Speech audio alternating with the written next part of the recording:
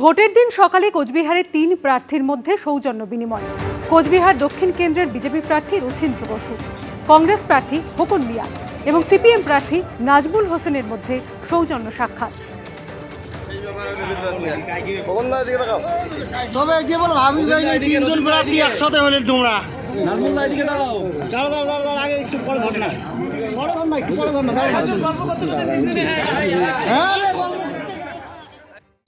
SIR এর পর যাকে বলে ভোটের সুনামি।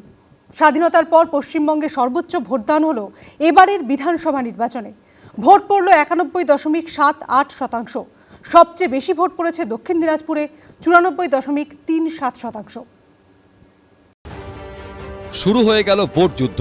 সকাল থেকে বুথের বাইরে ভোটারদের লম্বা লাইন। কয়েকটি ঘটনা ছাড়া কার্যত উৎসবের মেজাজে ভোট দিলেন ভোটাররা। স্বাধীনতার পর পশ্চিমবঙ্গের রেকর্ড ভোট পড়ল 92.35%। 96% বা তার বেশি ভোট পড়ল 10টি বিধানসভা আসনে। চুরমার হয়ে গেল পুরনো সব রেকর্ড। ঐতিহাসিক ভোট হলো পশ্চিমবঙ্গে। সবচেয়ে বেশি ভোট পড়েছে কোচবিহার ও দক্ষিণ দিনাজপুরে। সেখানে ভোটের হার 95%-এরও বেশি।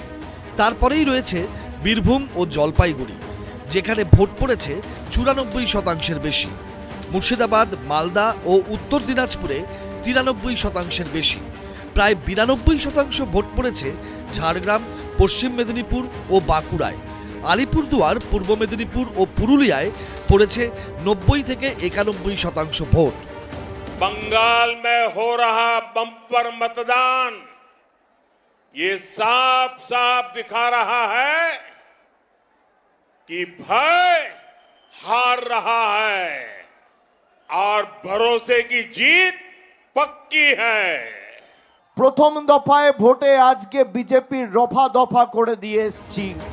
প্রথম দফায় বৃহস্পতিবার ভোট গ্রহণ হলো 16টি জেলার 152টি আসনে। আর সময় যত এগোলো উপচে পড়ল ইভিএম। নির্বাচন কমিশন সূত্রে খবর, সকাল 9টা পর্যন্ত ভোট পড়ে 18.76%। সকাল 11টায় সেই হার দাঁড়ায় 41.11%। 62.11% ভোট পড়ে যায় দুপুর 1টা পর্যন্ত। দুপুর 3টেই প্রদত্ত ভোটের হার দাঁড়ায় 78.77%। বিকেল 5টা পর্যন্ত ভোট পড়ে 89.93%। শেষ অবধি সেই হার দাঁড়ায় 92.35%, যা রেকর্ড। বিশেষজ্ঞদের একাংশের মতে এই রেকর্ড ভোট পড়ার নানা কারণ হতে পারে। এসআইআর এর পর এবার প্রথম ভোট, তাই ভোট দিতে না পারলে নাম কাটা যেতে পারে এই আশঙ্কায় দলে দলে মানুষ ভোট দিতে বের হয়েছেন। দ্বিতীয়ত, প্রচুর ভোট পড়ার অর্থ হতে পারে তুমুল প্রতিষ্ঠান বিরোধী হাওয়া, অর্থাৎ শাসকের বিরুদ্ধে ভোট। তৃতীয়ত, এবার যেহেতু এসআইআর এর ফলে ভোটার তালিকা একেবারে স্বচ্ছ হয়েছে, কোনো মৃত বা ডুপ্লিকেট ভোটার থাকার সুযোগ নেই, তাই মানুষ নিজের অধিকার প্রয়োগে সকাল থেকেই বুথমুখী হয়েছেন। এসআইআর অনেক কষ্ট করে মানুষের ভোটার তালিকায় নাম উঠেছে, তারপরে তারা ভোটাধিকার রক্ষা করবার জন্যে সাংঘাতিকভাবে সচেতন হবে, এটা ভেবে নেওয়াই যেতে পারে। যখনই এই পরিমাণ ভোট হয় তখন একটা অ্যান্টি ইনকামবেন্সি ট্রেন্ড থাকে। ছাপ্পা ভোট, এই ভোটটা যেটা এতদিন মবিলাইজ করা হতো বিভিন্ন বাহিনীকে দিয়ে, সেটা সম্পূর্ণ ফাঁকা থাকছে, খালি থাকছে। তাহলে খুব স্বাভাবিকভাবেই শাসক দলের পক্ষে সেটা ভালো লক্ষণ নয়। ভোট শতাংশ রেকর্ডভাবে এসেছে প্রায় 90%-র ওপরে। তার একটাই সাধারণ ব্যাখ্যা, সেটা হচ্ছে প্রতিষ্ঠান বিরোধিতা। সাধারণ মানুষ একে তো এসআইআর-এর পরে সংঘবদ্ধভাবে তাদের ভোটদান দিয়েছে, তার কারণ তারা তাদের ভোটাধিকারটা এবার অনেক গুরুত্বর সাথে প্রয়োগ করেছে। এই ভোটদান আসলে কিন্তু শাসক দলের একটা বড় চিন্তার কারণ। নির্বাচন কমিশন সূত্রে খবর, 2011 সালে যখন ক্ষমতায় আসে তৃণমূল কংগ্রেস, সেই বছর বিধানসভা নির্বাচনে ভোট পড়ে 84.72%। পশ্চিমবঙ্গে 82.22% ভোট পড়ে 2014 লোকসভা নির্বাচনে। 2016 সালের বিধানসভা নির্বাচনে ভোটের হার ছিল 83.02%। পশ্চিমবঙ্গে 81.76% ভোট পড়ে 2019 লোকসভা নির্বাচনে। 2021 সালের বিধানসভা নির্বাচনে সেই হার ছিল 82.30%।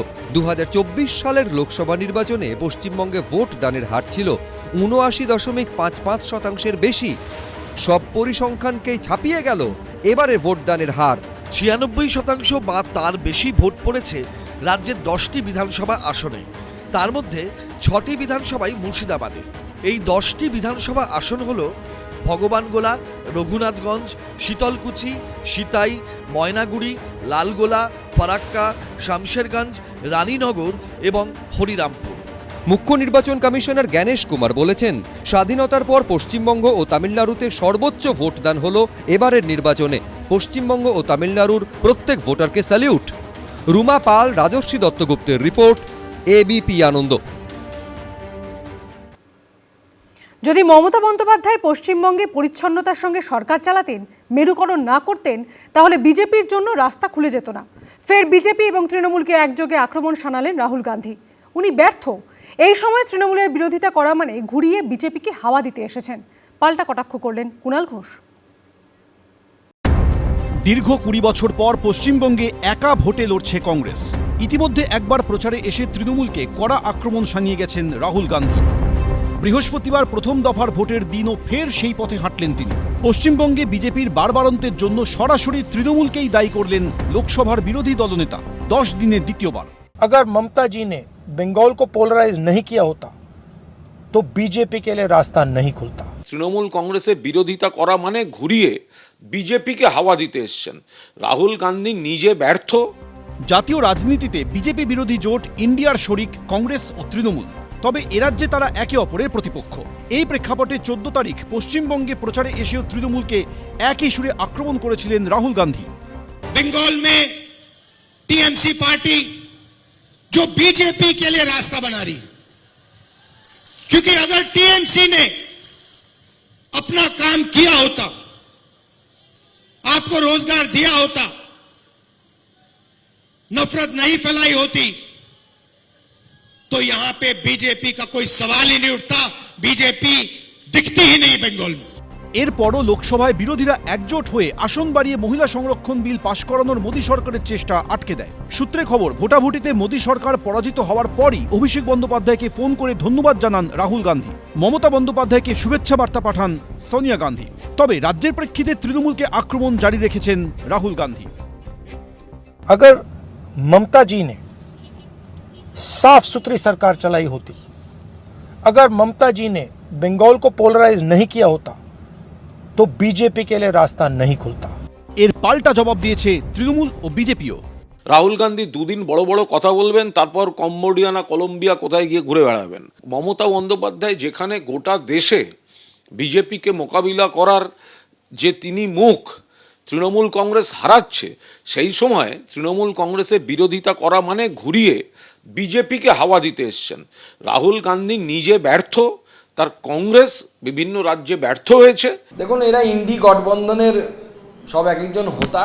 রাহুল গান্ধী কখনো অভিষেক বন্দ্যোপাধ্যায়কে ফোন করেন, ফোন করে মিষ্টি মিষ্টি কথা বলেন, আর কখনো আবার বলছেন মমতা বন্দ্যোপাধ্যায় সরকারের সমালোচনা করছেন।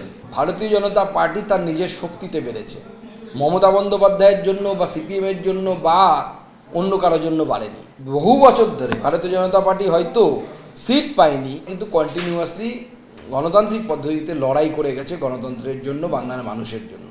এবং বাংলার মানুষ ভারতীয় জনতা পার্টির এই নিরবিচ্ছিন্ন লড়াইকেই সম্মান দিয়ে পরবর্তী সময় ভারতীয় জনতা পার্টিকে আশীর্বাদ করেছে। দ্বিতীয় দফার ভোটের আগে শনিবার ফের ভোট প্রচারে রাজ্যে আসছেন রাহুল গান্ধী। শ্রীরামপুর, মেটিয়াবুরুজ এবং কলকাতার শহীদ মিনার ময়দানে জনসভা করার কথা রয়েছে তার। সুমন ধরাই, এবিপি আনন্দ। এবিপি আনন্দ, এগিয়ে থাকে, এগিয়ে রাখে।